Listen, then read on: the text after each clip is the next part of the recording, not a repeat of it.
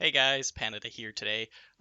Just bringing some randoms gameplay featuring this deck. I have used it before in some pre-mades videos, but I don't think I've shown it in randoms yet.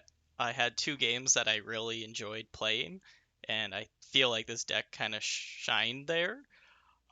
Basically, it's Mordar with a bunch of high-value revives.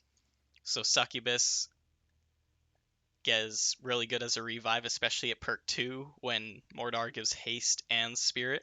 Kind of the same logic with Boom Buggy here. Their DPS is just insane at perk 2. Tranquil Shihu, always a good revive, especially if he revives when the tombstone's almost dead, so he will heal no matter what. Stun Lancers, they're not the best revives, but it definitely is better than nothing. A lot of other split units, I guess I could say, because having an extra stun going down the lane is never a bad thing. Drone Walker, overall pretty good to revive, especially again, any ranged unit that's usually used for DPS is just good with the perk 2. Curse Bearer, extra curses never hurts, especially in randoms where you see a lot of big units. Assassin, great. Reboomer, great. Jolo gets his dodges back. And then I just have a quick Daggerfall to clear out any small minions that my minions might be struggling with because I do not have a lot of AoE in this deck. I'll get right into the games and let me know what you think.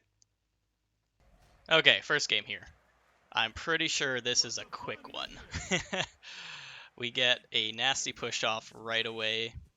This guy is running a stout heart heavy deck, and he, as you can see, he has Rimmergall in the deck, which is always, well, not always strong. It's quite strong. 2v2s it struggles a lot, I actually find. 1v1s is where it shines. It's a lot of HP. It's easy to activate as well. As you can see, only needs to spend 14 more mana to activate it. We already have a decent push up top. They got a Bara. They kind of misplay it here. Like, really misplay it. Because he just kind of dies. Down below, I'm defending with the Tranquil Shihu and the Assassin. Huntress just go into town up top. Already a pretty successful push. He activates Mountain Gale. I get rid of the Arcanist. We are getting tons of damage off already. I have a Reboomer coming. That gets some more damage off as well. He doesn't activate again, which is sad. Tranquil survives the Colossus down below. I don't have any more revives coming. Tombstone's gonna die, but honestly, they're at 400 HP. They got the Brothers of Light. Another card that I'm not a big fan of in 2v2. They're just too slow, and there's too much going on for them to handle. Great 1v1 card. I get some really bad Jolo RNG there. He's got Fireball, not the best Fireball in the world, that's for sure. Again, Curse Bearer, just melting away at those brothers, just with the passive curse damage.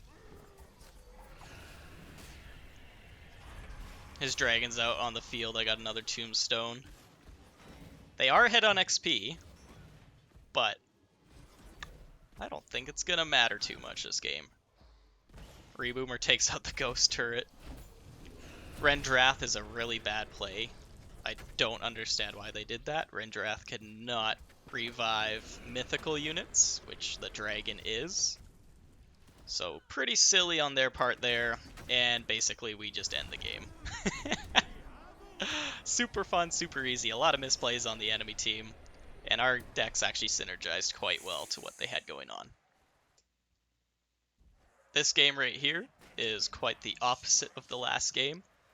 It's quite a long one, goes well into Mana Frenzy, which is honestly where Mordar shines.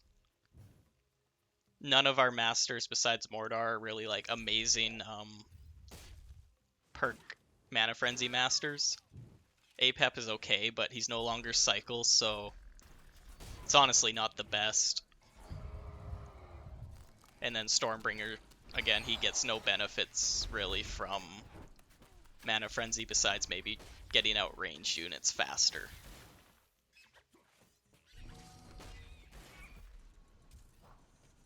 They kill my Reboomer with the Daggerfall. I mean, that's 3 mana, whatever. Tranquil healing up. He's got Zip with Gnats on top. I just try and back him up with my Drone Walker here. Tranquil's still just making his way downtown. They have a Fergus. I'm not too worried about Fergus. I have lots of good counters for him this game. They misplay here. They misplay hard there. I don't know why he played the bear. He could have... I don't know. Not the end of the world. The bear dies unnecessarily, in my opinion, but... I get a... He got a... Yeah, he got a Priestess from his perk 1 Simulacrum, I believe that was. Which kind of came in clutch here, because it's healing quite a lot. Keeping things alive, keeping the Curse Bearer alive, which is so valuable.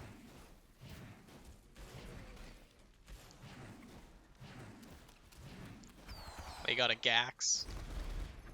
I don't want to burn mana, so I do eventually just spawn the Tranquil here, who is a great for surviving Gax, obviously, because he can heal up right after. They're forced to take a Cleaver hit, too, which is... Well, their Cleaver takes a hit from it, I should specify. More bad Jolo RNG. Not a great Boom Buggy spawn by me. It just kind of dies to their Drone Walker.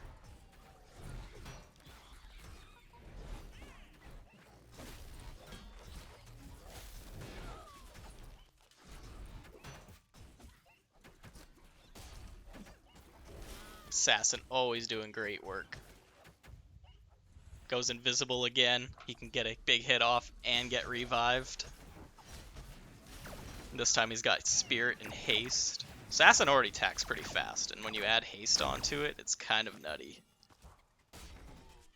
Try and save the Assassin from getting hit from the Frost Feathers. And I get the Assassin back again. Only half HP, but like, with Spirit, that's like normal HP anyway, right? Takes out the stint. Got some good value overall.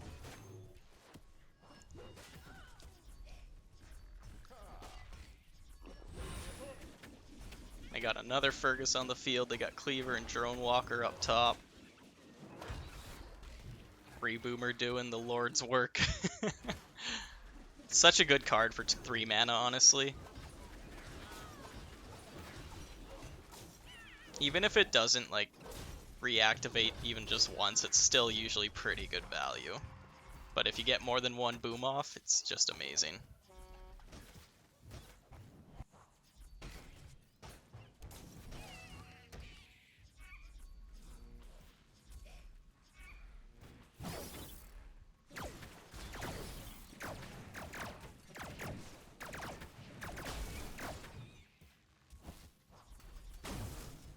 And they're forced to use spells to kill it, so they've been using Daggerfall to get rid of it, which is just a good mana trade because it does its damage, and then they're forced to use more to kill it.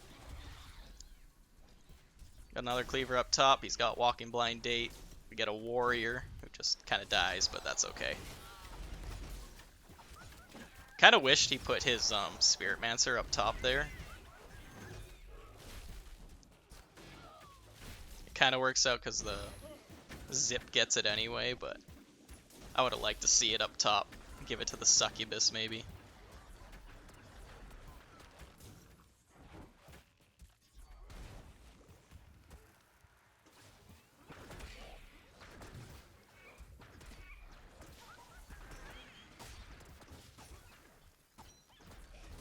Jolo kills my Assassin, but again, revives. I'm getting a lot of Assassin revives this game, which is always good to have.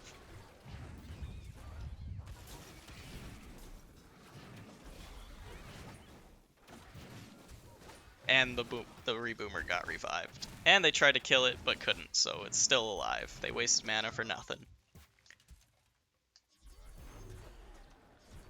We're up by 25 XP. Boomer does die, reboomer, but it did its job.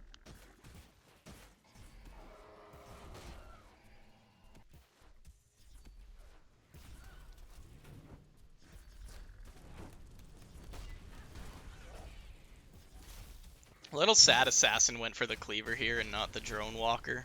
It just kind of ends up dying because of it. I thought maybe it would have aggroed onto the Drone Walker, but you know.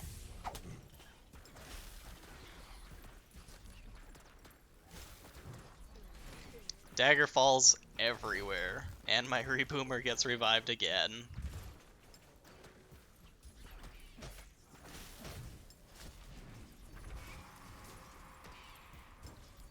We hit Mana Frenzy, I called the GG. They're about 20 XP behind. They do manage to hit Mana Frenzy, but by the time they do, it's just too far gone. That's a really good fireball there. Unfortunately for them, though, they don't get to revive their... They don't get to kill the Reboomer.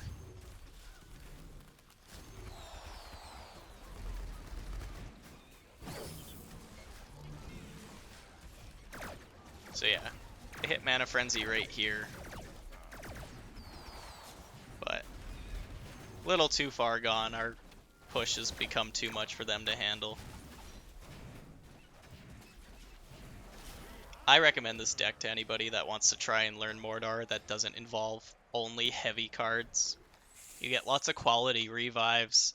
You can revive quite a few things even with the small tombstones if you play it correctly. And it kind of works out a lot of the time, especially when you hit perk 2. A lot of these units really pop off.